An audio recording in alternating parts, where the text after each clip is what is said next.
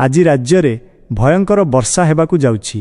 बंगोपसागर रे सृष्टि होइथिबा नुआ लघुचाप एबे भयंकर रूप नेउछि।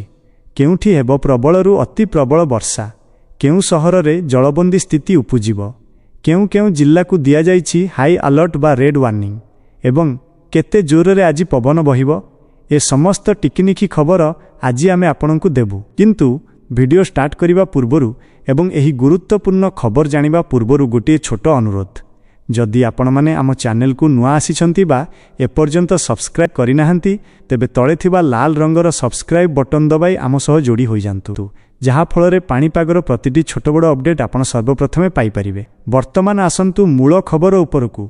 दर्शक बंधु, पाणीपाग विभाग आईएमडी रो ताजा सूचना अनुसार बंगोपसागर रे सृष्टि होइथिबा घूर्णिबलय एबे एक सक्रिय लघुचाप क्षेत्र रे परिणत होइछि। यह धीरे धीरे ओडिशा उपकूल आड़कू मुहाउछि, जहा फଳରେ आज सकाळु ही राज्यर अधिकांश स्थान रे पाग कोहिला रहिबा सह तुहाकु तुहा वर्षा आरंभ होई जाइछि। आगामी 24 रु 48 घंटा पर्यंत सारा ओडिशा रे एहार भयंकर प्रभाव देखिबाकू मिलिबो। एबे जानंतु केउ केउ जिल्ला प्रति विपद रहिछि। पाणीपाग विभाग तरफरु राज्यर 40 जिल्ला को संपूर्ण भावरे रेड वार्निंग जारी करा जाइछि।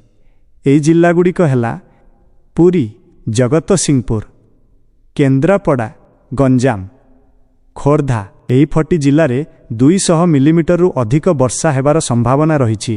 सेहीपरि भद्रक, बालेश्वर, कटक, नयागढ़ एवं गजपति जिल्ला को ऑरेंज अलर्ट दिया जाइछि। एठारे प्रबल वर्षा सह वज्रपातर मध्य आशंका रहिछि।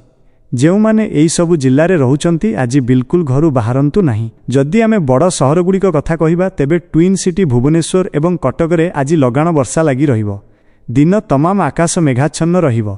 लगातार वर्षा जोगु भुवनेश्वर इस्कन टेम्पल आगरे बमिखाल एवं नयापल्ली भली तलिया अंचल रे पानी जमिबार संपूर्ण संभावना अछि।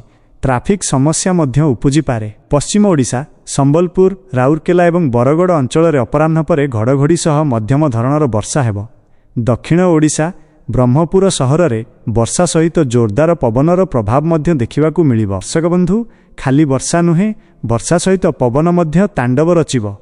पाणीपाग केन्द्रर सूचना अनुसार आज उपकूल ओडिशा रे घंटा प्रति 50 रु 60 किलोमीटर बेगरे पवन बहिबो। तेबे झड़ समय रे एही पवनर बेग 70 रु 80 किलोमीटर मध्य छुई पारे। कच्चा घरर छपर उड़ीजिबा एवं बड़ गछ उपुड़ीबार भय रहिछि। समुद्र भयंकर अशांत रहिबो। समुद्र रे 3 रु 4 मीटर उच्चर लहड़ी उठिबार संभावना थिबारु आगामी 48 घंटा पर्यंत मत्स्यजीवी माननकु गभीर समुद्र मध्यकु जीवा पई संपूर्ण बारण करा जाइछि। दर्शक बंधु, निजर एवं निज परिवारर जत्न नियंतु। अति जरूरी काम नथिले घरु बाहरकु जाआंतु नाही। वज्रपात समय रे बड़ गछ तळे आश्रय नियंतु नाही। आपणक अंचल रे एबे पाग केमिति अछि, वर्षा हेउछि ना नाही, तळे कमेंट बॉक्स रे निज जिल्लार नाम लेखि निश्चय जणांतु।